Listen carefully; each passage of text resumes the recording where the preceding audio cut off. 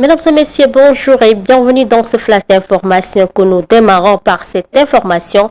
Malgré les fortes pluies enregistrées cet hivernage, la campagne agricole risque de connaître une baisse de la production de l'arachide. Selon les experts, cette situation est liée au changement climatique et à la qualité des semences. Reportage Pape Kairé.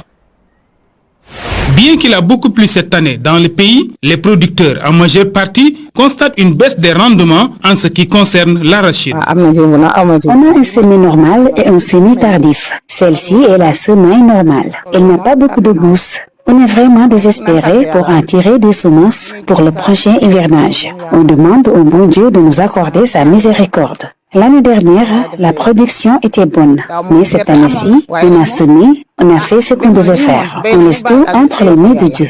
Par ailleurs, d'autres producteurs observent le contraire. Tout le champ est comme ça. Dieu merci, la production est très bonne. Les semences ne proviennent pas de celles données par l'État. Je les ai reçues au niveau de la coopérative. Machallah.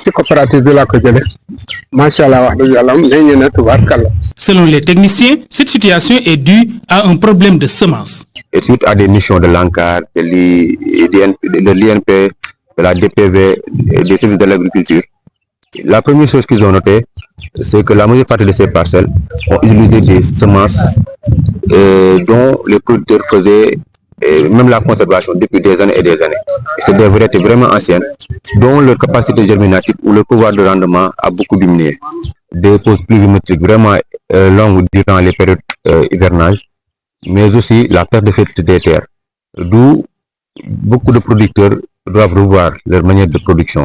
Sur ce, pour pallier à ce problème, l'État doit appuyer les producteurs dans la reconstitution du capital semencier. Et nous restons toujours dans le domaine de l'agriculture pour parler sur l'arrêt interdisant l'exportation de l'arachide. Le collectif des producteurs et exportateurs de la graine d'arachide s'insurge contre cette décision qui, selon eux, va à l'encontre de leurs intérêts et menace même de faire perdre à des milliers de personnes leur emploi dans le secteur de l'agriculture. À cet effet, le COPEGA demande à l'État du Sénégal de revenir sur sa décision pour ne pas plonger des pères et mères de famille dans la précarité. Je vous propose d'écouter Habib Cham, président du COPEGA, au micro de Ousmane Dem.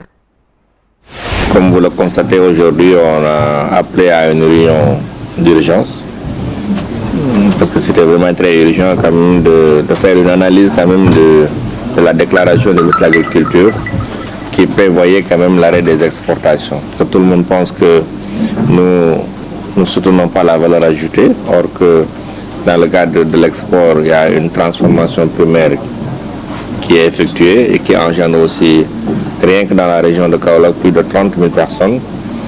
Et dans la région de Diourbel, particulièrement Touba, plus de 300 000 personnes, vous le multiplierez par 10. Donc c'est des emplois non négligeables, même si c'est temporaire pour 3, 4, 5 mois, avec des revenus très conséquents et des revenus immédiats. Et aussi rappeler aussi le ministre de l'Agriculture et de l'historique aussi de l'arachide, d'où est parti l'arachide jusqu'à ce stade, avec l'avènement des bons impayés, avec l'avènement aussi de la mévente, avec l'avènement aussi des prix, des prix très bas qui ne répondaient pas quand même aux meilleurs revenus du producteur, et par rapport aussi à la subvention de la commercialisation, tout cela, des dizaines et des quinzaines de milliards que l'État du Sénégal déboursait quand même pour avoir une bonne commercialisation. Et nous parlons tout à fait autre chose. Les habitants de Diofior et environ sont très mécontents de la Sonatel en raison de la qualité du réseau Internet jugé très médiocre qu'ils subissent d'ailleurs depuis des années. À cet effet, INIDEV, une plateforme citoyenne dédiée au développement de Diofior, s'est mobilisée pour revendiquer un changement radical de cette situation. Reportage Ndeye Amissar. Depuis quelques mois, des perturbations notoires ont été constatées sur le réseau Internet à Diofior et dans ses environs. Les usagers indignés ont réagi en multipliant des appels aux services clients. Depuis même quelques années, à Diofior et aux alentours, le réseau est très faible. Ça impacte sur la connexion Internet, la connexion Wi-Fi. Nous utilisons les réseaux sociaux pour dénoncer Mais également, nous appelons sur le service client pour faire notre réclamation. Ils disent qu'ils ont pris note, mais jusque-là, rien n'a changé. Cette situation handicape les activités économiques des clients. Ça impacte sur la connexion et économiquement, c'est un coût pour la population. Ça impacte forcément sur notre travail, parce qu'actuellement, la connexion est incontournable. Même dans les cuisines, les femmes en ont besoin. L'Union pour le développement de Diofior a formulé des critiques concernant une discrimination dans l'installation de la fibre optique. Vu la démographie, plus de 16 000 habitants à Diofior, c'est inadmissible qu'il y ait la fibre à côté et pas chez nous, et nous le dénonçons et nous exigeons que la fibre soit disponible dans les ménages. Le responsable de la Sonatel sur l'axe Ndiosmone Palmarin, basé à Fimela, a apporté des précisions et a tenu à rassurer la population. À Diofior, ils ont d'abord l'ADSL. Premièrement, c'est la saturation de l'ADSL. Deuxièmement, c'est la faiblesse du réseau. Le réseau d'ADSL est très faible au niveau de Diofior. Maintenant, on ne va pas couper l'ADSL en attendant l'arrivée de la fibre optique. Donc, pour ça, on a déployé une équipe au niveau de Diofior pour qu'ils essayent de vous aider. Selon le représentant de la Sonatel, la fibre optique sera bientôt déployée à Diofior, Ndanga. Cependant, INIDEV prévoit de lancer une pétition sous peu si la situation ne revient pas à la norme.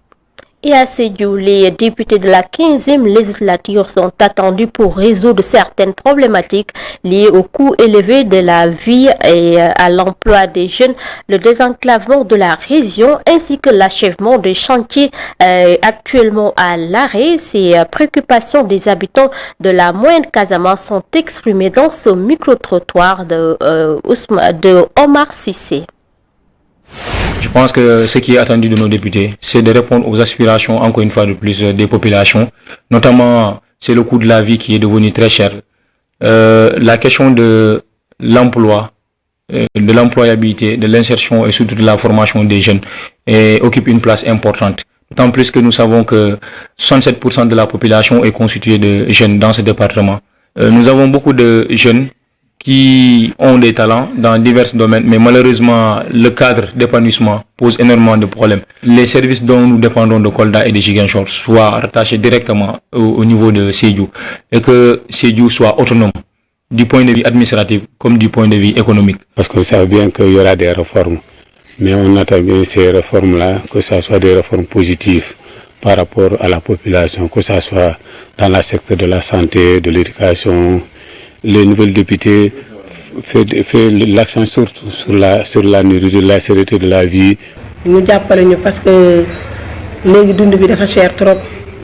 Bagage yi cher na, ceeb bi cher na, diwlin cher na. Jaay bi sax day metti léeg-léeg pour nga am ci dara sax problème la. Entre autres préoccupations, les infrastructures routières aussi sont importantes, notamment la question cruciale qui concerne la boucle du Boudjé.